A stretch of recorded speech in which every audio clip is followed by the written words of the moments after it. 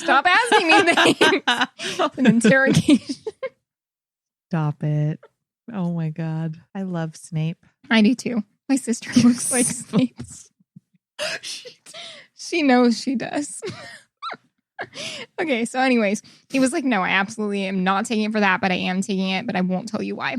So just taking Advil, but I don't have a headache. Leave me alone. Stop. I just want to. I'm taking Pepto-Bismol, but I totally don't have diarrhea. I don't have internal complaints. I'm taking Gas X, but I totally don't have gas. I flushed the toilet. I didn't do anything. I'm just taking Gas X because it's none of your business. It's not my because business. they have gas. Why is it so funny? I don't know. People are wondering why. Okay, so Adelaide was adamant on being Thomas's only caretaker. So Dr. Leach was like, yeah, he's kind of unwell. He needs a caretaker. And she was like, well, GTFO, that's my job. I got this. So Dr. Leach advised against this. He already maybe thought she was a little suspicious because he was like, so he has a lot of things happening to him. And that's pretty suspicious if you're the caretaker. So I would maybe get someone else. He knew it was weird. But anyway, she did it anyways. However, she did allow for a second doctor to come in to get a second opinion on this internal complaint because Dr. Leach thought it was maybe the mercury that was giving him indigestion. So in came Dr. Dudley. Oh, doctor, that's weird. Oh my God. Okay. Your internal complaint is here. So it's not a complaint. It was invited. So Dr. Dudley examined Thomas and found that he had depression and insomnia, but nothing else. And Dr. Leach disagreed and prescribed him with a terrible Victorian purgative because he now thought Thomas had worms. And so he was like, yo, take this. You got a shit ton of worms in there. And Thomas told Dr. Leach that he thought he was going to die. So that's really sad. He had a lot of stuff happening and he felt just this sense of doom. So meanwhile, Adelaide asked George, because they're still having their affair on the side. And Adelaide was like, hey, can you actually get me a bottle of chloroform? So now you might think, wow, that's creepy. It is a little, but chloroform was another strange Victorian thing that was used fairly often. So it wasn't uncommon. You could get a prescription. I almost said a subscription to chloroform. You get a prescription for chloroform. I read Outlander. Nothing. Well, I've read Outlander. I know everything.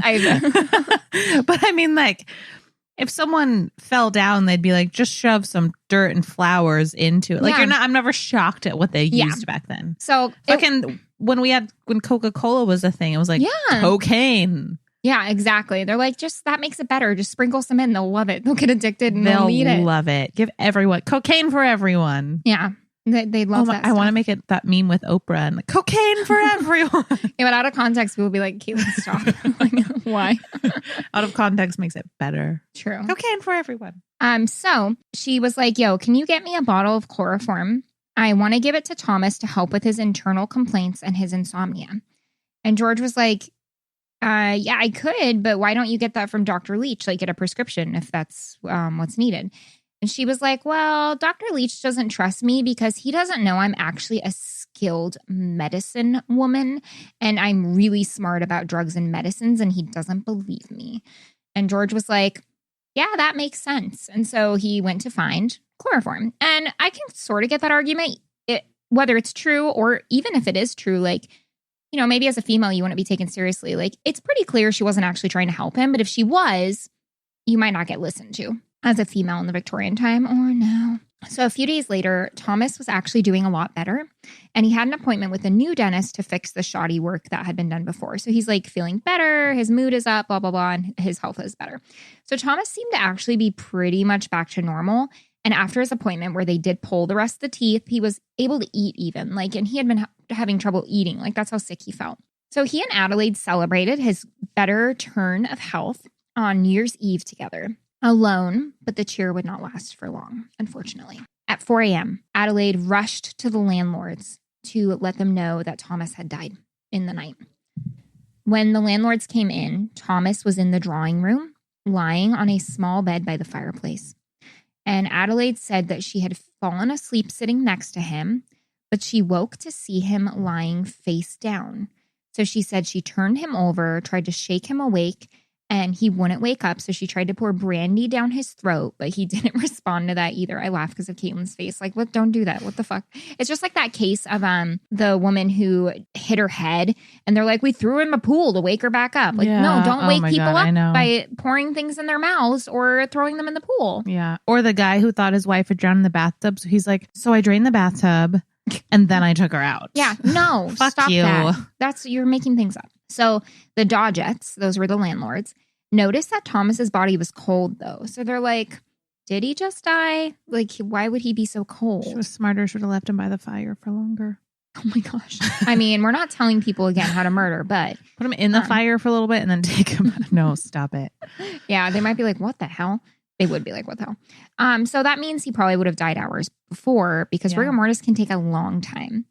So Dr. Leach was called, his physician, and Dr. Leach quickly asked if he was given any poison, and Adelaide said absolutely not. She said if he had taken poison, like, she was a manipulator of words. She was really good at turning things around, kind of a gaslighting kind of person. Like, she said absolutely not. If he had tried to do that for suicide, I would have noticed. I've been here. Like, she would try to spin the story. So Dr. Leach called for an autopsy, and Adelaide was like, yes, absolutely. We have to know what happened to Thomas.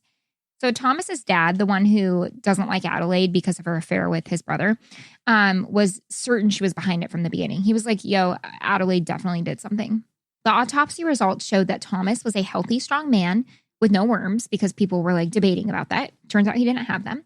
And otherwise, he was fine, except his stomach was full of chloroform. So I'll say why that's weird in a minute. I didn't know why that was weird. I had to kind of look it up. So they immediately searched and taped off the apartment like the authorities did.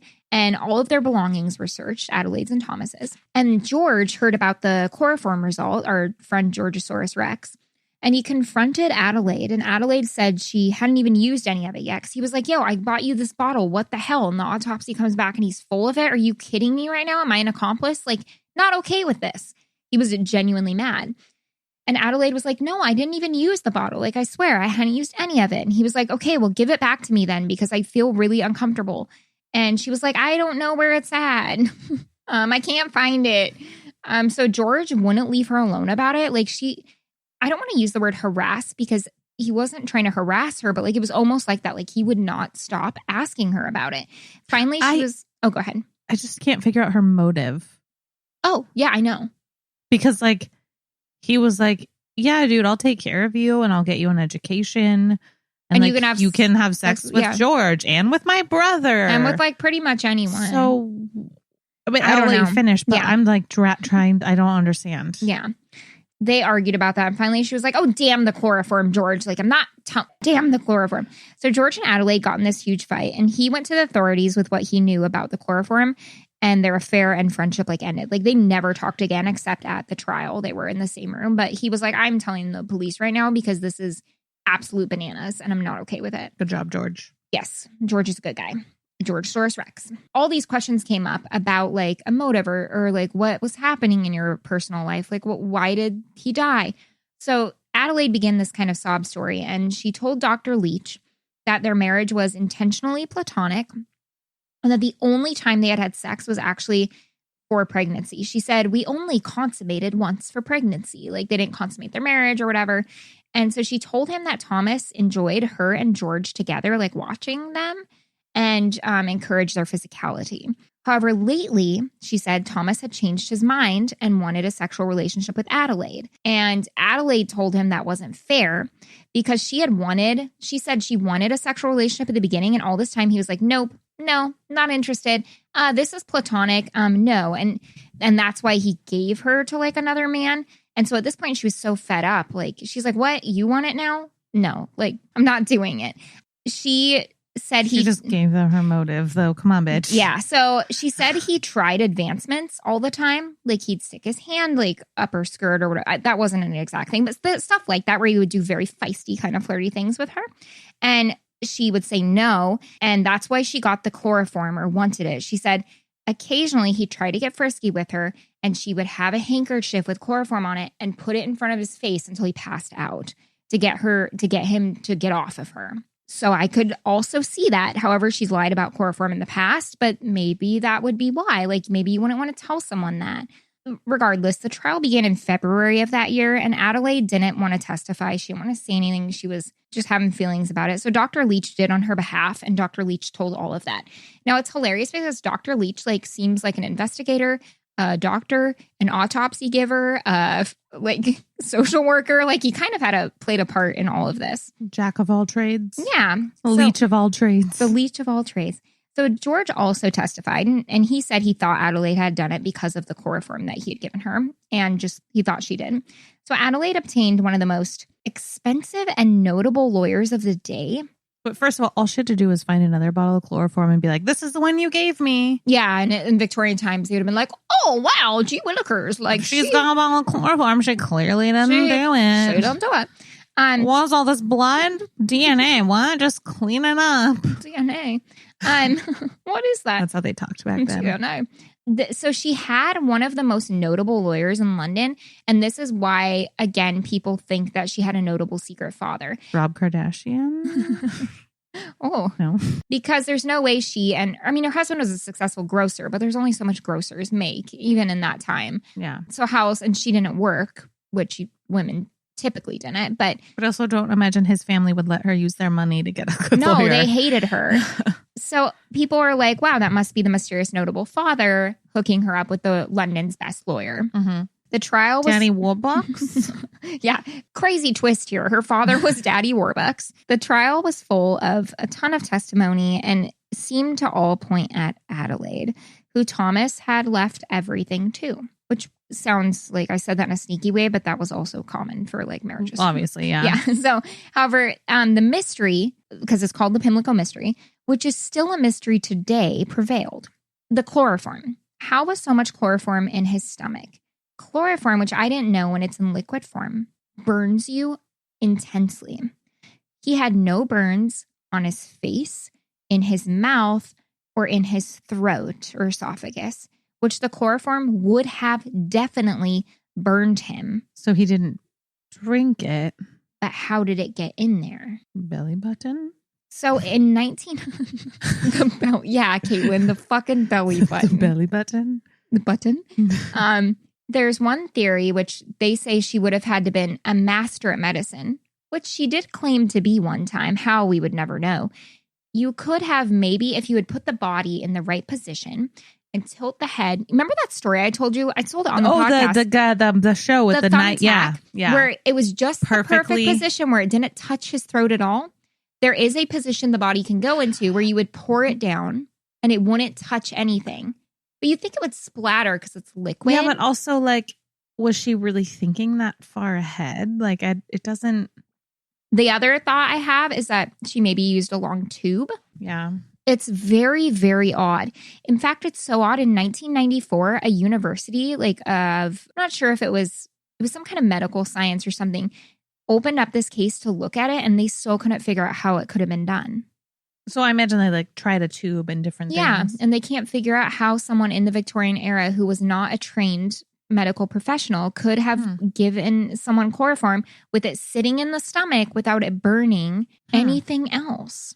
So because of that, everyone was like, I don't know if she did it. That is reasonable doubt. It's not explained, yeah. How would she be able to do that? So she was acquitted and was a free woman. And after that, she kind of dropped off the face of the earth. No one knows if she stayed, if she moved to America. There are some theories, but she wasn't convicted of anything.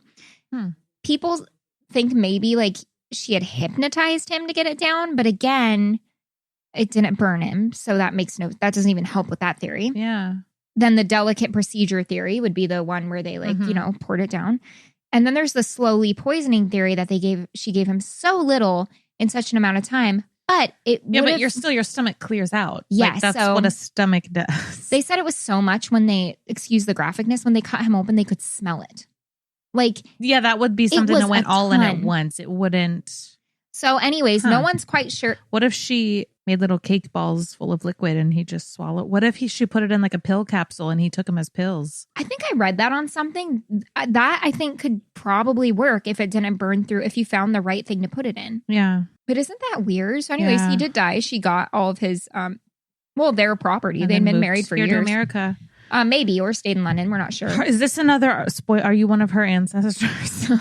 And this was my great uncle Adelaide. Your uncle Adelaide. It's Adelaide. I'm sorry. Wow. My uncle Thomas. No.